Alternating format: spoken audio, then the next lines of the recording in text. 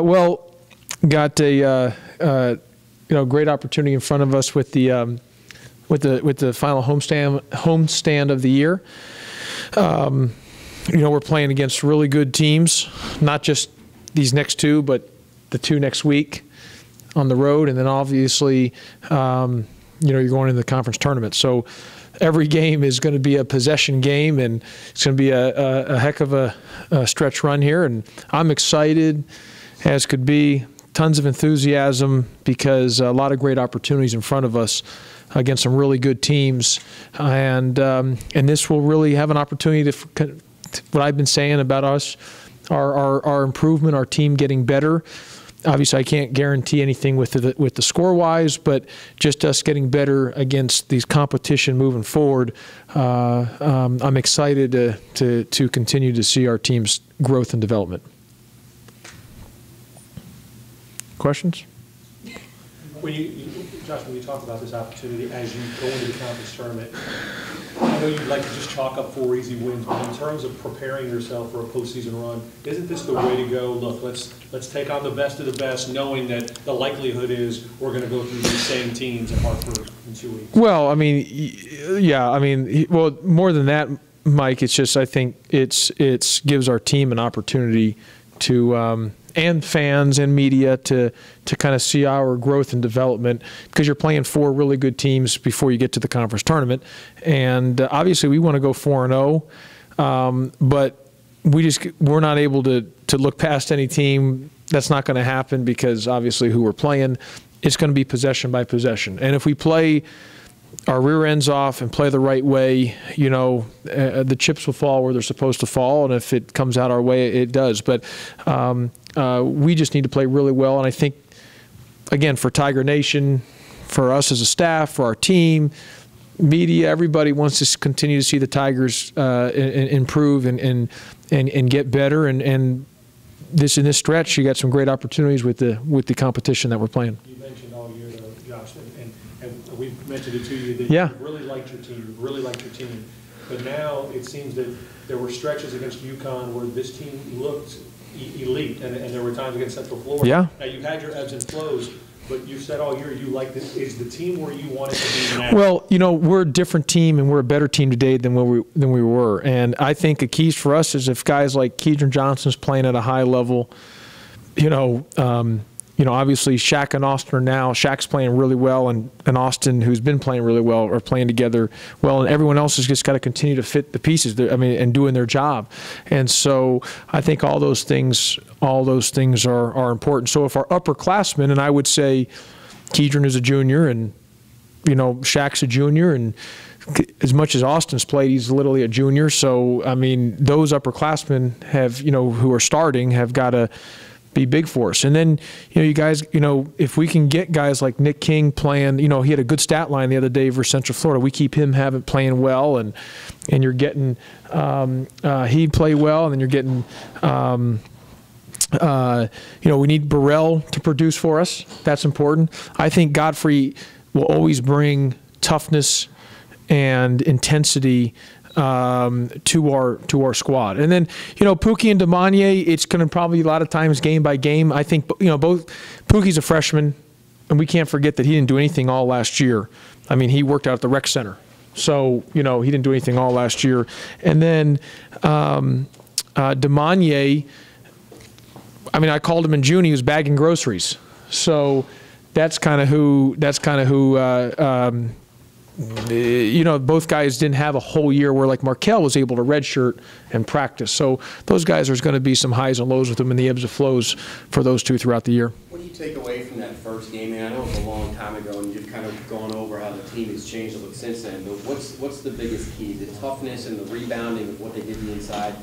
Yeah, well, I thought Kennedy really played well against us last time, and he has played well against us. He has played well against us, so he's done a nice job. And then we did a good job against Nick Moore, but Nick Moore is very, very good. And they have other good pieces. I mean, it's not just Kennedy, I mean, and Nick Moore, I mean, their front line is really good. I think Sterling Brown, even though they have lost Frazier, Sterling Brown has stepped in that role and has been great. They move the ball very, very well. They defend very well. They just play it at a high level. I mean, they're just solid from top to bottom. Can you remember another time in your time here that there's been such a cluster of those middle teams in the conference? Because it's, I mean, aside from Tulsa and I guess SMU, really, everyone's kind of right there. I mean, it was sort of like that last year a little bit. I mean, it was a little bit of a cluster, and then because you had those top 5 teams kind of all vying. So I think it's sort of the same thing. I just think in league play, I've said it before and I'll say it again, it's just the way college basketball is. Everyone's good. There's good players, good teams, well coached from top to bottom, and the parity is so even out that if this isn't like the 80s or 90s, early 2000s where just the blue bloods are going to win all the games. I know Kentucky's winning them all right now, but you know what I'm saying. I mean, it's all programs. Everyone's good. You gotta. I mean, if you're not at a high level every time you step on the floor, you got a good chance of getting beat, no matter what's on the name on the front of the jersey. Coach, with a couple of tough road games next week, how does that make these games or put more emphasis on these 2 home games this week? We got to win as many games as we can get, whether home or road. We've been a good road team during my time here, so but we just need to win as many as we can get. I don't think SMU is not any more important than Cincinnati. Tulsa is not any more important than Connecticut, and vice versa. I mean, they're all at this stage of the season. I mean, every game is individually is important. Do you like the way the league has done this? I mean, I know they put an emphasis on making sure the quote-unquote better teams would play each other twice and then wrap it up this way with all of you guys kind of playing each other at the end of the season. I mean, it's there's no downside on these next 4 games. I can tell you that. It's only upside. Going off what Grant just said, though, Josh, these are your last 2 home games of the year, and for a season that's kind of had its ebbs and flows at the Forum, how big is it for your fans to come out these next 2 games, and maybe just as important for your team to play as well as they've been playing recently for the fans, kind of vice versa for each of you, because the last 2 times you'll play at home? Yeah, well, I think our last home game versus Connecticut was a good taste in everyone's mouth, and we want to leave that taste again. And in order to do that, we got to play well, and obviously you want to win, but playing well is the first order of business. If you play well, you give yourself a chance to win the game. So we need the crowd out there to support us. We need the crowd. Crowd was great against Connecticut, gave us a huge lift, and we're going to need the crowd for both games this Thursday and Saturday. For SMU and Tulsa. I mean, first and second place, both teams are coming in. So what we need to do is, we need to do our part. That's for sure. But it helps with having that crowd as, that 6th and 7th man. What is the key to SMU, Josh, as you see them now, where your team is now? We got to score the ball. We got to score. We like when we beat them. When Coach Brown was there his first year, we scored, and then last year at home we made shots and we scored. We got to score. Scoring is a big key. We got in some droughts both times we played them at SMU. When you defend them, is it difficult to try to take 2 guys out? Well, I think they're a very balanced team. I mean, you can eliminate Nick Moore and Marcus Kennedy could have 30 on you. I mean, they're a different type of team because I think they're really balanced from top to bottom. But I really believe more than the defensive end. I mean, we got to play great defense. Don't get me wrong, but we've got to score the ball.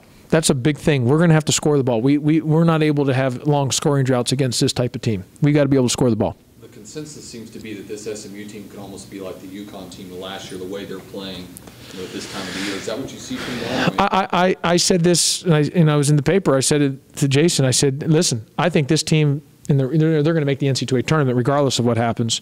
But this team, I don't know their seeding and how that's going to work, but assuming they win their first round game, in a round of 32, they're playing a 2 or 3 seed, or even if they slip to an 8 seed. I mean, a lot can happen depending on their seeding, but that round of 32 game, assuming they win their first game, whoever they play, even if they were a 6 seed, whatever it is, they're going to give that team that's going to be a nightmare matchup for that opponent, and whatever depending on what happens. That's how good I think they are. Josh, this is also the time of year where people start talking about players of the year or whatever.